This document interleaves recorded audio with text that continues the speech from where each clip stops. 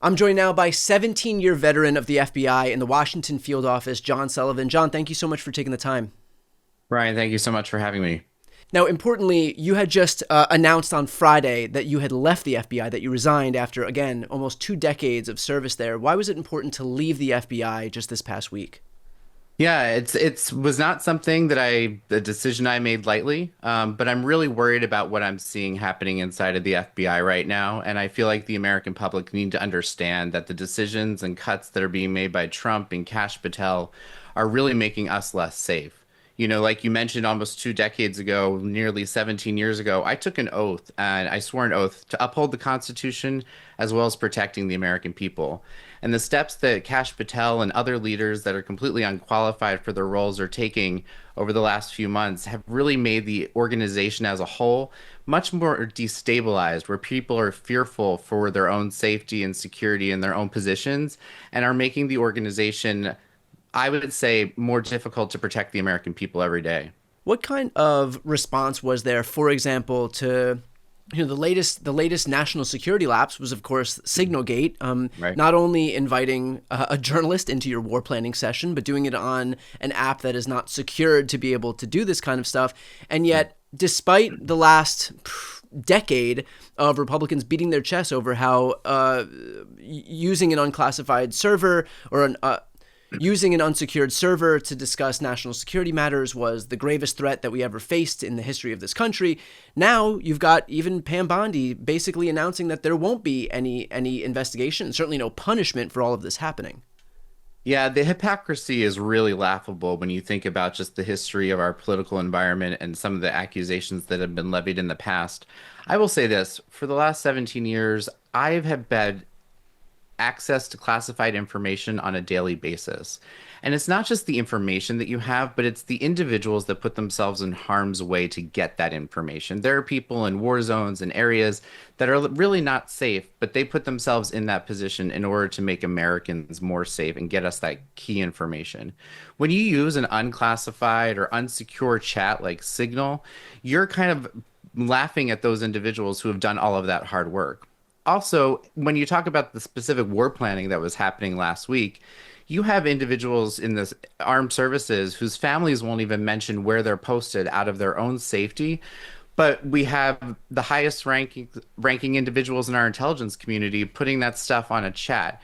So we have to do everything possible when we have classified information, not just to protect the information itself, but the sources and the individuals who put themselves in harm's way to get that information and to keep our country safe. Every day when I went into the office, I would lock up my phone in a lead lockbox.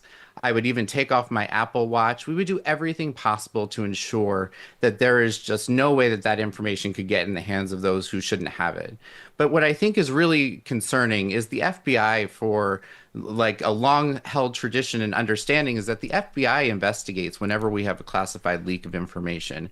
What I think you saw in that hearing just a few weeks ago at the House, when Kash Patel wasn't really asked much about the Signal chat because he wasn't a part of the group, when he was asked questions about investigating it, he wouldn't take a hard stance.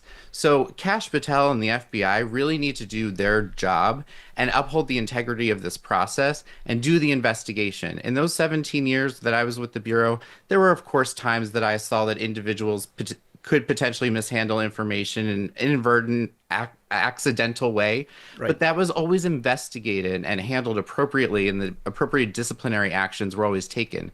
That's what should be happening now. The rules haven't changed. We're just now with the leadership who are choosing to not operate by those rules, and they're treating those who are close to Trump differently, mainly to show that they are loyal to him and not necessarily the American people or the Constitution.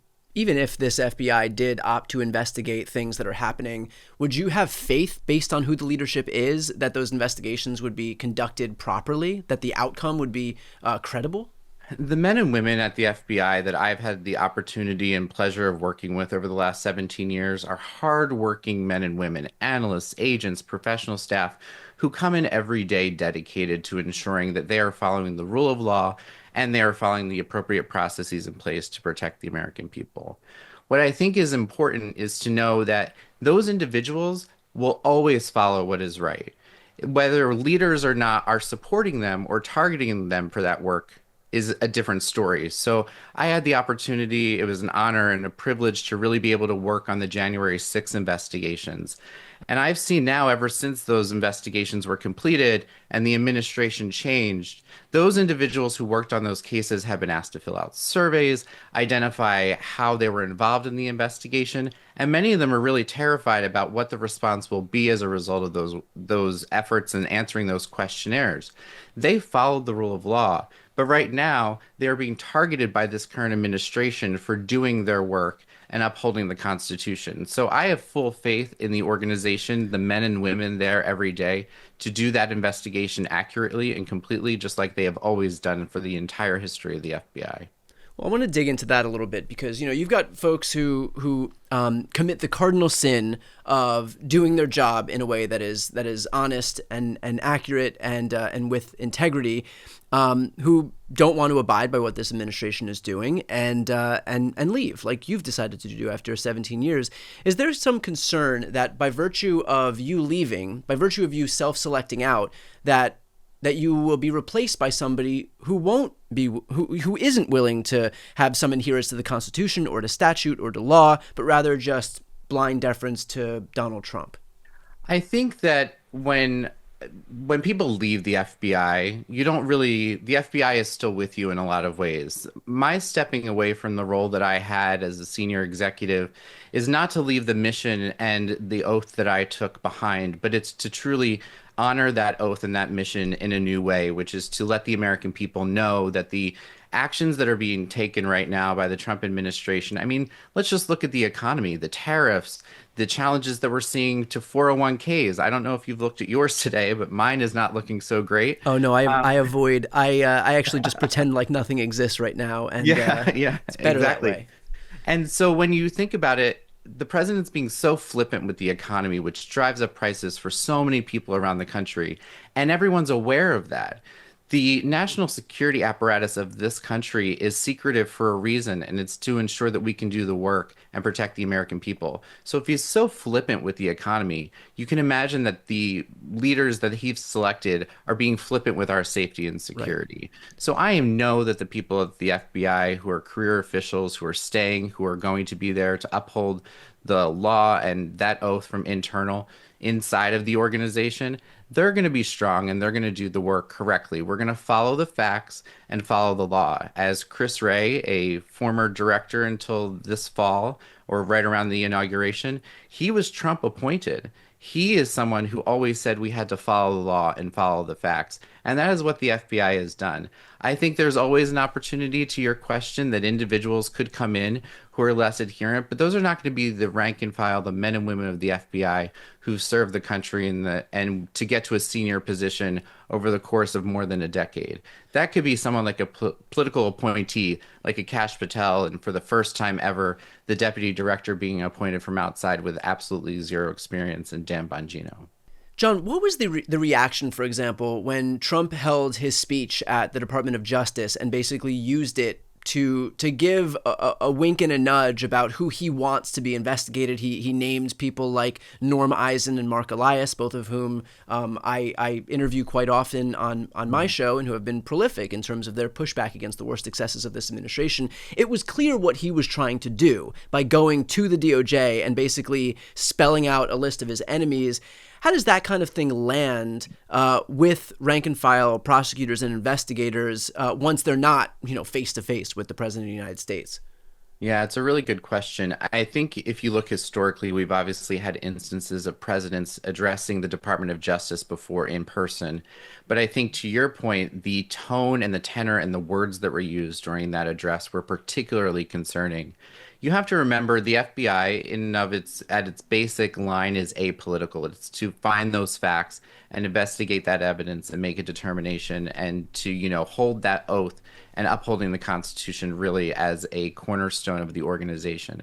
When you have a president who goes to the Department of Justice, for example, and kind of using your phrase, kind of wink and nod, the things that he's looking for, it's really concerning. But I think what we can do is we can draw a straight line of that to some of the changes that have been made in the really recent past. So it's been reported a bit, but the domestic terrorism team inside of the FBI, as Chris Wray, again, a Trump appointed director, he identified domestic terrorism in different Senate and House hearings as the number one threat facing Americans. That's your active shooters, your lone wolf terrorists. Yeah. Kash Patel and Dan Bongino, under Donald Trump's direction, have actually lessened the personnel size of that team.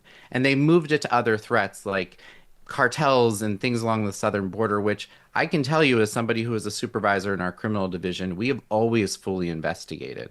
So when you look at shrinking the domestic terrorism team, who's responsible for keeping Americans safe and secure, and then on top of that, just hitting Americans with another cut, which is cutting grants for violence prevention. So we're talking about the training that the FBI and other agencies do at your place of work, your place of worship, whether it be a church, a synagogue, a mosque. You are being made less safe by the choices that are being made to shrink that domestic terrorism team, but then you're also not being given the resources needed to really protect yourself when that threat potentially does present itself to you. So that speech was just nothing more than a call to things that are already starting to happen, but they're happening because those political appointees who are in those roles, namely the new director, are making those cuts and making America less safe. Right. Perfectly put. John, what's next for you? Again, almost 2 decades at the FBI. Yeah, it is a big period of transition. I have to say that I'm really looking forward to using my voice, upholding that mission and that oath in any way that I can to keep America safe and let America know that these challenges are happening in the background. I can't talk about everything that I did at the Bureau, but there were some things that I did that, were particularly impactful. I'm a dad. The ability to investigate child predators is something that is hugely significant and something that I'm really proud of. Working under the Obama administration to remove foreign adversaries from this country, looking at cartels, looking at the fentanyl flow into this country. There's a lot of really great work that I know that I can talk about and make Americans understand not just the importance of the FBI, but why it's so important that Congress acts. We need Democrats, we need Republicans to do their job, to uphold sort of this understanding of what the FBI should be doing and ensure that we are demanding that the FBI senior leadership, mainly Kash Patel and Dan Bongino, are doing their jobs. Congress really needs to act and have some of that oversight. Perfectly put. Well, appreciate you taking the time today and appreciate you speaking out here. John Sullivan. Yeah. Thank you.